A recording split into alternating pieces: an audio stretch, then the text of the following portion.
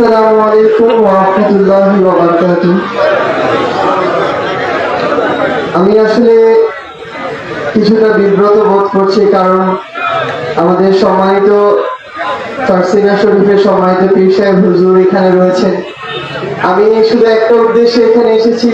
আমি আজকে দুপুরে পঞ্চগড়ে এসেছি। এসে যখন জানতে পারলাম যে পীর সাহেব হুজুর এখানে আসবেন, আমার মনে হয়েছে যে তার দোয়া নেওয়ার জন্য হলো আমার সেখানে যাওয়া উচিত, আমার যতই কষ্ট হোক না কেন। এবং সেই দোয়া নিতেই আমি এখানে এসেছি এবং তার কথা শুনতে এসেছি।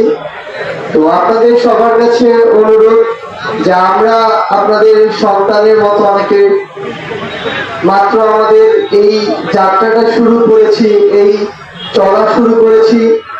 মহান আল্লাহ যেন আমাদের এই চলায় আমাদেরকে সহযোগিতা করেন, যেমনি ভাবে আমাদেরকে উসিলা করে সহযোগিতা করেছিলেন এই অভ্যুত্থানে। আমাদেরকে যেন আল্লাহ সবসময় সঠিক পথে রাখেন। আমরা একটা আমানত মনে করি এই দায়িত্বটাকে। আমরা যেন আমাদের জীবন চলে যাক, কিন্তু আমরা যেন কোনোদিন আমাদের এই আমানতের খেয়ানত না করি। আমরা আপনাদেরকে অনুরোধ করব, আমাদেরকে আপনারা পরামর্শ দিবেন, আমরা যেন সঠিক পথে থাকতে পারি এবং আল্লাহ যেন আমাদের সবসময় সহায় হন। এবং আমাদের সম্মানিত পীর সাহেব হুজুরের কাছে দোয়া চাই, পঞ্চগড়ের মানুষের জন্য দোয়া চাই।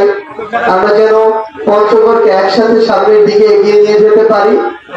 সবাই একসাথে মিলে ইনশাআল্লাহ আমাদের পঞ্চগড়কে আমরা যেই জায়গায় দেখি চাই সেই জায়গায় নিয়ে যাব।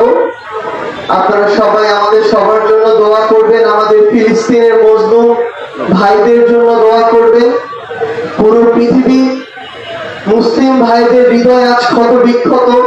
আমাদের হাজার হাজার ভাই বোন প্রতিনিয়ত সেখানে জীবন হারাচ্ছে, আমরা কিচ্ছু করতে পারছি না। আমরা প্রাণ খুলে তাদের জন্য দোয়া করব। ইনশাআল্লাহ আমরা একসাথে কাজ করে আমাদের পঞ্চগড়কে, বাংলাদেশকে সামনের দিকে এগিয়ে নিয়ে যাব। আসসালামু আলাইকুম ওয়া রাহমাতুল্লাহ।